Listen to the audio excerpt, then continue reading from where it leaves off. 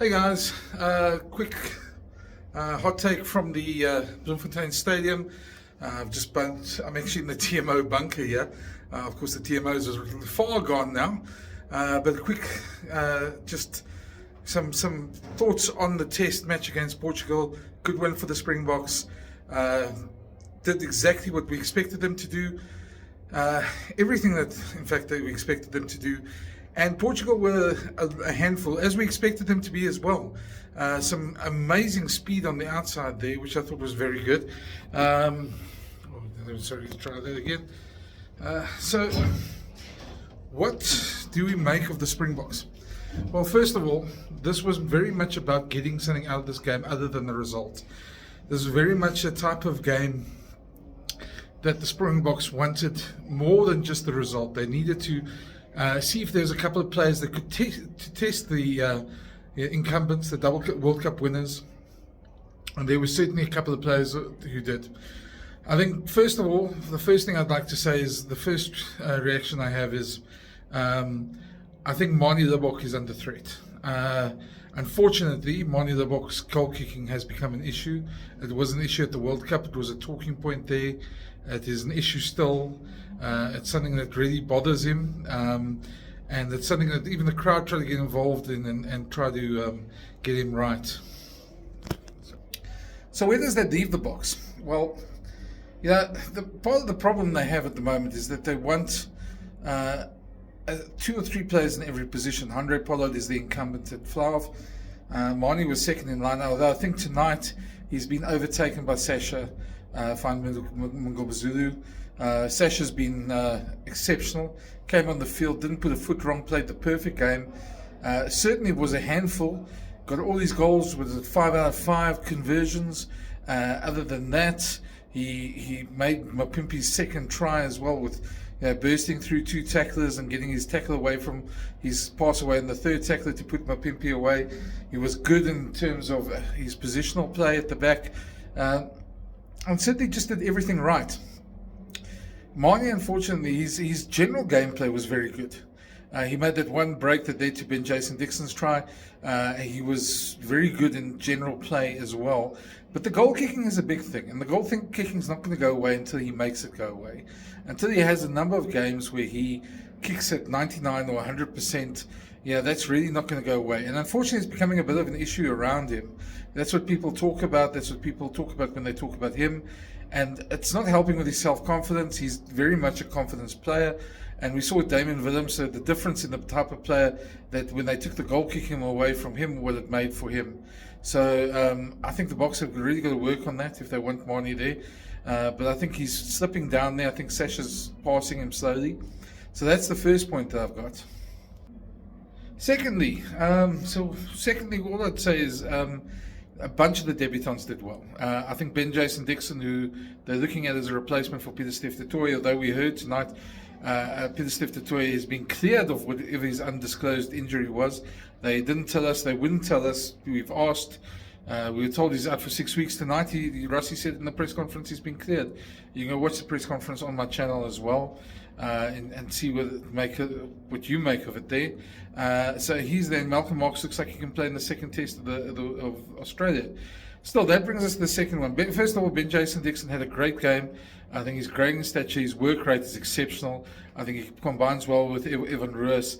And I think the Boks really need to have decide what they want in that test against Australia. They know what the challenges are against Australia. They know what the challenges are against the All Blacks. Probably going to see mix and match teams for both of those. Some players will play against Australia that won't play against the All Blacks. But Ben Jason Dixon certainly looks like a player who's going to have to get some game time in Australia. And he certainly put his hand up tonight. Then Johan Krobler, I thought, was exceptional. He could have easily been man of the match. He hit all his line-out jumpers. He stole 2 balls. He was really good around the field. He certainly was somebody who really impressed, and I think he's now the natural 3rd choice hooker. He certainly put some pressure on the 2 incumbents, Bongi and Malcolm Marx, although I don't think he's quite there yet. But with Malcolm's injury, he's going to play in Australia. So this was a good game for him to get a good performance in. I think the Boks could be very happy with that. He could easily have been man of the match, as I said. I think you look at Erkes Neyman got the man of the match. superb performance by Erke. He was involved in everything. Jan Hendrik Wessels, I thought had a good game, scored a good try, good in the loose, maybe not on his scrummaging just where he needs to be in terms of the Boks camp at the moment, but he's certainly somebody who's going to be there for the future in 2021, 2027. They're going to look at him a lot more, so he's pretty good. Thomas du Toit, I thought, had a great game. He looked hungry for rugby, and it's really, he was involved in the loose a lot. He scrummed well. You can't really say anything bad about him, and he's old head, and he's missed out a couple of times, been a bit unlucky in terms of selection as well. Salman Marat had his first game. I thought he had a reasonably quiet game in the context of the game. He was around, he was doing a lot of stuff off the ball, which a lot of work around the park, which he was very good at, and he had a good captaincy debut as well, but maybe not as prominent as somebody like Evan Etzebeth would be. So that was good. Evan Roos had a great game as well. Thought he was very good as well. Pepsi Buthelezi had a great game as well at 6. He scored a try, did a lot of work off the ball as well, and certainly played one of his more prominent games. I think the one thing though is when we look at the back line, it's a bit hard to judge. Andre Esterhuizen's red card was a massive talking point. There's a lot of people who messaged me and said they didn't think it was a red card. Unfortunately, the way the rules are at the moment, the laws are at the moment, he was upright, was head on head. Because he was upright, they probably didn't have any mitigating factors. We didn't hear the ref's mic, but that's certainly what it looked like to me. Yes, it's something the Boks have to look at. I think it's something that they certainly need to factor in, and their discipline has to get better. Kurtie Arends and Kieran Horn both got yellow cards. That's not acceptable, and better teams would have probably put the Boks away in that period. You can't play with 13 men for 20 minutes of a game, especially not against teams like Australia and New Zealand and Argentina. They'll really capitalise on that, and I think that's the one thing the Boks have really got to look at. But just back to the halfbacks, I thought Kobus Reinach is definitely the type of player. More and more, I'm feeling that he should be the sort of halfback that fits into Tony Brown's plans of attacking space a lot better than some of the other players. Grant Williams is another one, I think, and I think those are the two that's going to come into prominence as we go on. There'll be some pressure on Faf and on Jaden Hendrickse as well.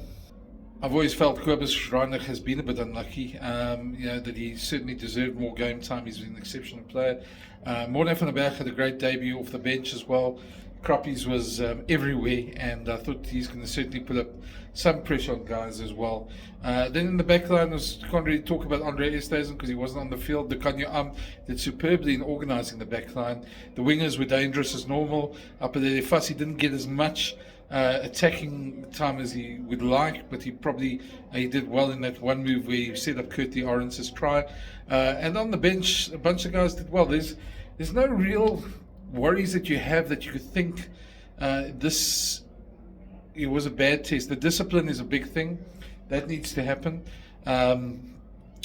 Needs to get better ahead of the Rugby Championship, but they'll be working on that.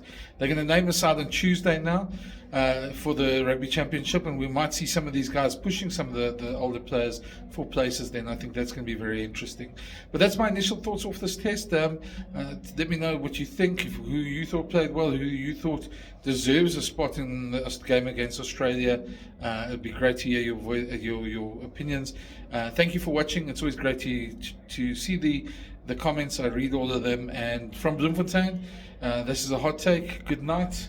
In the background, there's people playing sort of rugby on the field. It's nice to see. Bloem, you've been a blast. It's been great being here. We'll see you guys again soon. Cheers.